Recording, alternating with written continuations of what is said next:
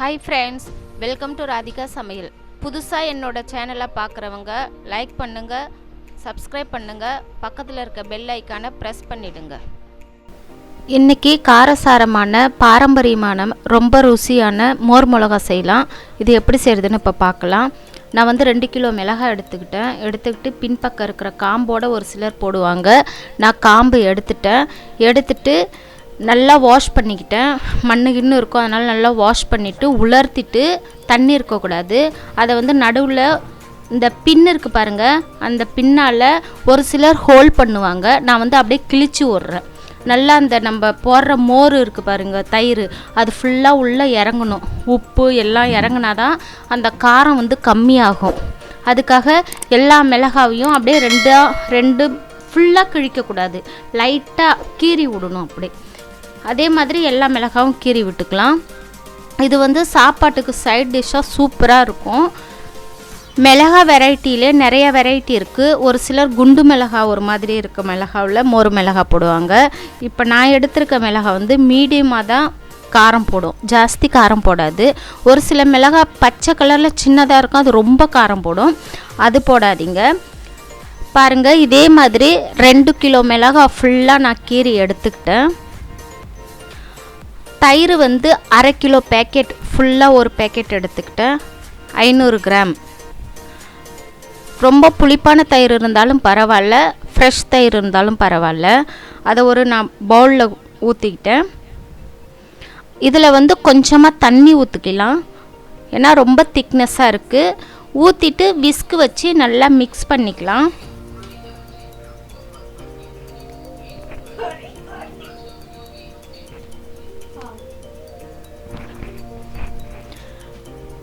நல்லா விஸ்கால நல்லா மிக்ஸ் பண்ணிக்கலாம்.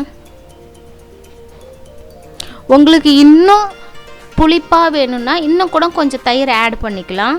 நான் வந்து 2 கிலோ மிளகாக்கு 500 கிராம் தயிர் எடுத்திருக்கேன். எவ்வளோ நம்ம கீறி விடுறோமோ அவ்வளோக்கு தயிர் நல்லா அது உள்ளே போயிட்டு நல்லா காரம் இல்லாமல் இருக்கும், டேஸ்ட்டாகவும் இருக்கும், மணமாகவும் இருக்கும்.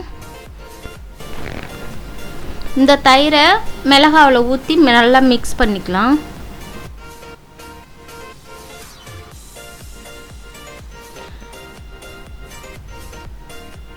வீட்டில் ஒரு பாஜியும் இல்லையா, ஒரு சாம்பார் வச்சுட்டு மோர் மிளகாய் வறுத்து வச்சுட்டுனா அவ்வளோ மணமாக இருக்கும்.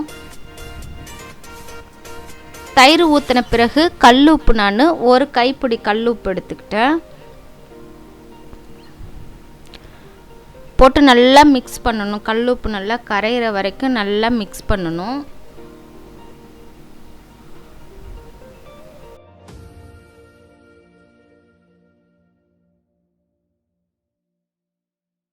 இது வந்து ஃபஸ்ட் நாள் ப்ராசஸ் தான். ஃபஸ்ட் நாள் ப்ராசஸில் தான் பச்சை மிளகாய் வாங்கிட்டு வந்து ஃப்ரெஷ்ஷாக கழுவிட்டு நல்லா கீறி விட்டுட்டு தயிர் ஊற்றி, தயிரும் உப்பும் ஊற்றி இப்போ நல்லா குலுக்கி விடுறேன். இது ஃபஸ்ட்டு நாள் சாயந்தரம் ஒரு 6 மணி போல் இந்த ப்ராசஸ் பண்ணுறேன். இந்த ப்ராசஸ் செய்கிறதுக்கு 3 டேஸ் தான் ஆகும். இப்போ ஃபஸ்ட்டு நாள் இது இப்போ நல்லா மிக்ஸ் பண்ணிவிட்டு நைட் ஃபுல்லாக ஊற வைக்கணும். அந்த தயிர்லேயே நல்லா ஊறணும். ஊறும்போது கொஞ்சம் கலர் சேஞ்ச் ஆகும்.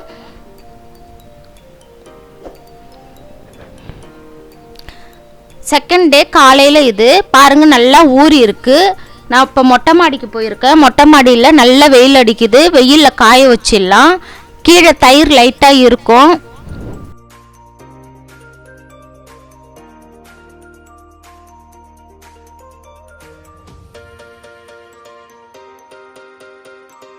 பாருங்கள், கீழே தயிர் இவ்வளோக்கான எனக்கு மீதிப்பட்டு இருக்குது. நைட்டு ஃபுல்லாக ஊறிச்சு, இவ்வளோ தயிர் மீதிப்பட்டு இருக்குது. இந்த தயிரை நம்ம அப்படியே மூடி வச்சிடணும்.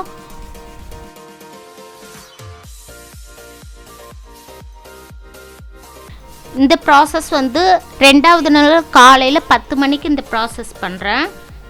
இன்றைக்கி ஃபுல்லாக வெயிலில் காஞ்ச பிறகு லைட்டாக கலர் சேஞ்ச் ஆகும் பாருங்கள். மேலே இருக்கிறது ஃபுல்லாக லைட்டாக காஞ்சிரும். மிளகாத்தூள் அரைக்கிறதுக்காக நான் மிளகாவும் கொத்தமல்லியும் காய வச்சுருக்கேன்.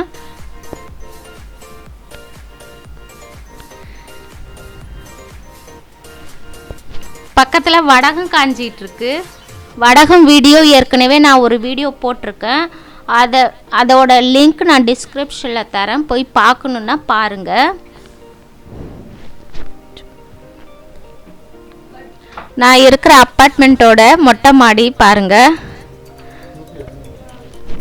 காரம் இல்லாத மிளகாய் எடுத்து இது மாதிரி மோர் மிளகாய் போட்டு வச்சிக்கிட்டனா ரைஸ் கூட சூப்பராக இருக்கும், நல்ல வாசனையாகவும் இருக்கும்.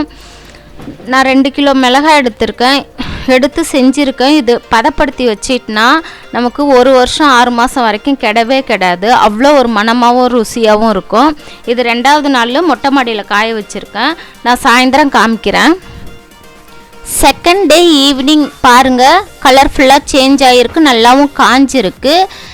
நம்ம மோர் மிளகாய் எடுக்கும்போது அடியில் மோர் கொஞ்சம் மீதி இருந்தது பாருங்கள், அந்த பாத்திரத்திலே இந்த மிளகாவை போட்டு நைட் ஃபுல்லாக ஊற வச்சிடணும். ஊறின பிறகு காலையில் எடுத்து மறுபடியும் அதே ப்ராசஸ் தான், மறுபடியும் தாம்பாளத்தட்டில் போட்டு வெயிலில் காய வைக்கணும். இதே மாதிரி 3 days ஆகும். நல்ல வெயிலாக இருந்தால் 3 நாள் 4 நாள் இல்லைன்னா 2 நாள் போதும்.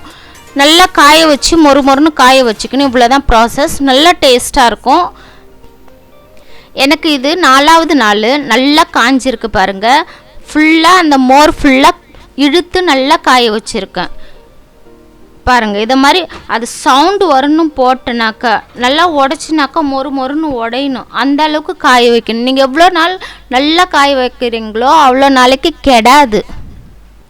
நான் உடச்சி காமிக்கிறேன், ஆனால் இன்னும் சரியாக எனக்கு உடையல. இன்னும் ஒரு நாள் நான் காய வைக்கணும். எனக்கு அப்பார்ட்மெண்ட்டில் அவ்வளோவா வெயில் கிடைக்காது, அதனால் எனக்கு இந்த ப்ராசஸ் செய்கிறதுக்கு 4 நாள் ஆச்சு. உடச்சினா நல்லா க்ரன்ச்சியாக உடையணும், அந்த அளவுக்கு காயணும் மிளகா.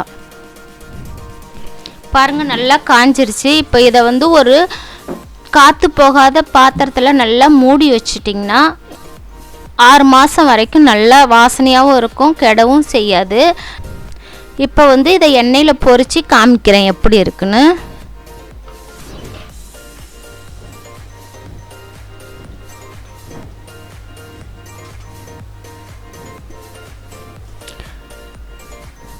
இந்த ஜென்ரேஷனில் என்ன தான் பீஸா பர்கர்னு வந்தாலும் நம்ம பாரம்பரிய உணவு, நம்ம பாட்டி காலம், நம்ம அம்மா காலத்து அந்த ஒரு சின்ன மிளகாவாக இருந்தாலும் அந்த டேஸ்ட் நம்ம நாக்கை விட்டு போகாது.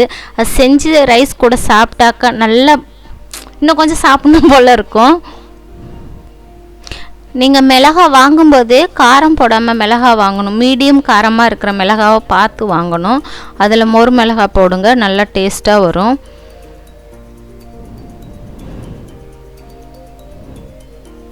மோர் மிளகாய் ரெடி, சாம்பார் ரைஸ் ரெடி. இப்போ சாப்பிட்லாம். இந்த வீடியோ உங்களுக்கு பிடிச்சிருந்தா மறக்காமல் ராதிகா சமையலுக்கு சப்ஸ்கிரைப் பண்ணிவிடுங்க, பக்கத்தில் இருக்க பெல் ஐக்கானை கிளிக் பண்ணிவிடுங்க, லைக் ஷேர் கமெண்ட் பண்ணிவிடுங்க. தேங்க்ஸ் ஃபார் வாட்சிங். வேஸ்ட்டு